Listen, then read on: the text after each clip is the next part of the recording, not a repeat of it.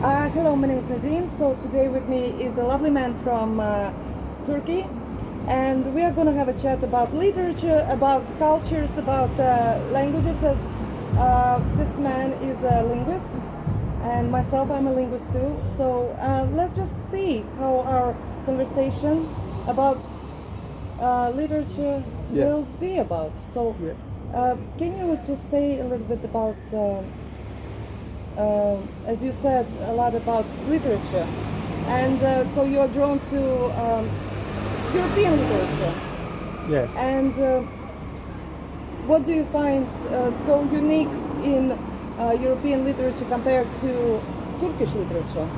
Because I know Turkish literature has a lot of influence from Persian literature. So, so what is the kind of big influence? Well, what big difference you notice between these two types of literature? In Europe literature, also English literature, I can say literature, we can see the books, the periods, like in 18th centuries, there are many authors, and they they wrote many books about these periods. Yeah, they live, which period they lived, and they wrote many books about them. You can see the life, good and daily life, romance, you know, just you can see this period in their books in 18th, 19th, or 20th. Sometimes they can see 18th century's romantic period, as far as I remember, romantic period. 19 19th period is Victorian age, and every period, in every period you can see different books and different perspectives, like that in Europe. You know, as you were saying this, you know that actually the first blogger, you know, like we have a lot of bloggers now, but the first blogger that actually described the daily life was Anton Chekhov. Yeah, I heard that. Yeah, I read Anton Chekhov, but which book I didn't remember. That it was like a series of 200 books, and I listened to them all. I love him, and he is actually a man.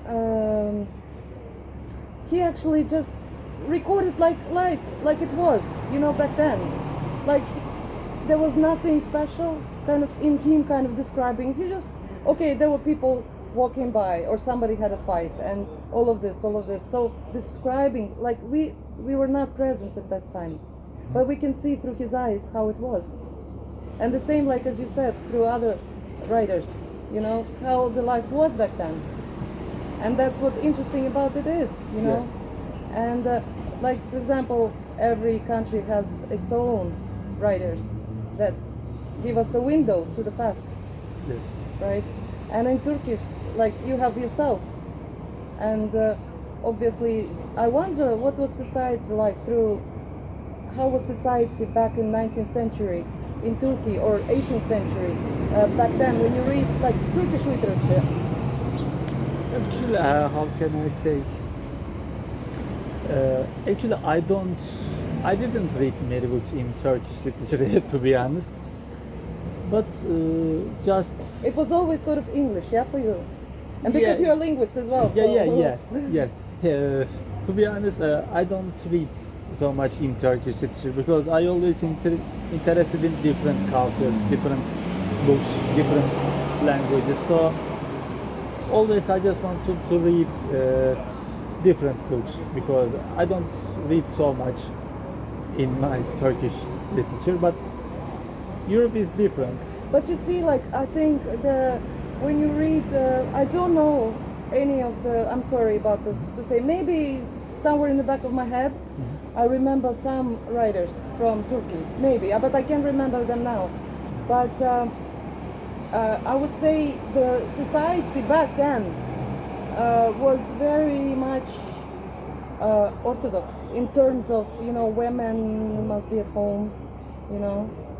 Very, I mean, now it's a lot of freedom in Turkey. Like women are not sitting at home, you know. But back then, it was all about sort of like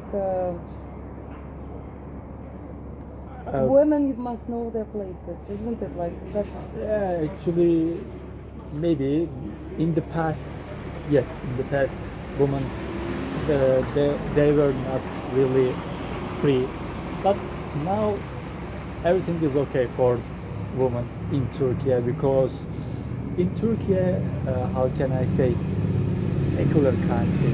Yeah, Yes, yeah. most people are Muslim, but our country is secular. Yeah, because the founder of Turkey is Atatürk, and he created secular country, and everybody believe everything everywhere because in my country there are so many churches.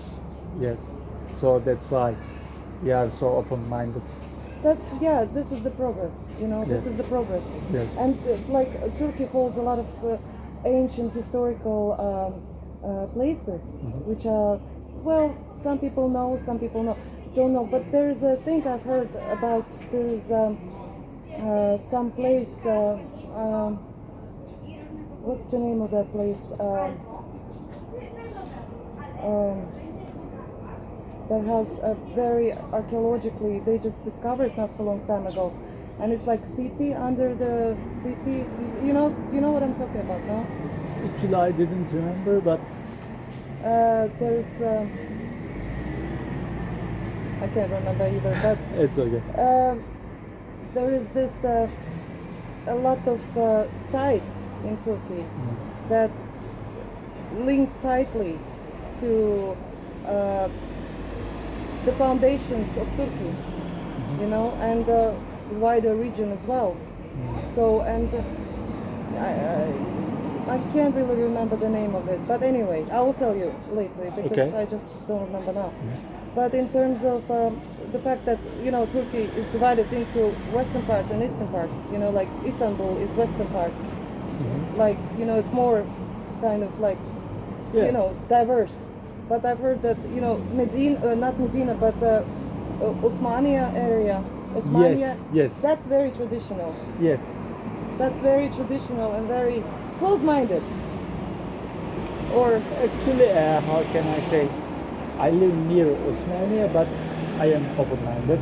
Maybe you can see most open-minded people in this region. Oh, I can understand you. Maybe you heard closed-minded, but you can see different people. Like different. you can see. Yeah. You have to live and you can see the different people, open-minded people. I do know. I've seen about Osmania, the city, right? There is a Small state. ah? Small state, not so. Yeah, and in the middle of the city there's a huge flag. Yes. Yeah. Yeah, Turkey and Prague. And it's so great because I've never seen bigger flags than that. Ah, yes. How do you know that? Did you go or No, I just did. you saw? Yeah, I look into places. I like to Wow. see places, and like for example, I know a little bit about Turkey, a little bit, but in terms of like as we speak, the fact that a lot of people, as we talked about this before, they expand their mind, like you said yourself, that you want to kind of experience different experiences, not only Turkey, Yeah. and that's why you're open to it, and you can see the difference between the countries Yeah. and the difference even how different countries operate. And you said about Latvia that it's a very peaceful place, and like different country has a different vibe to it, and what do you call it? And it's all about learning experience, it's all about like through languages, when you know a language you tend to understand the local area more and people as well, Yes. So for example, when foreigners come to Turkey, they wouldn't be able to understand the local, like you said to me as well, you see one thing but we see different thing. Yes. So you see, but like, what is it about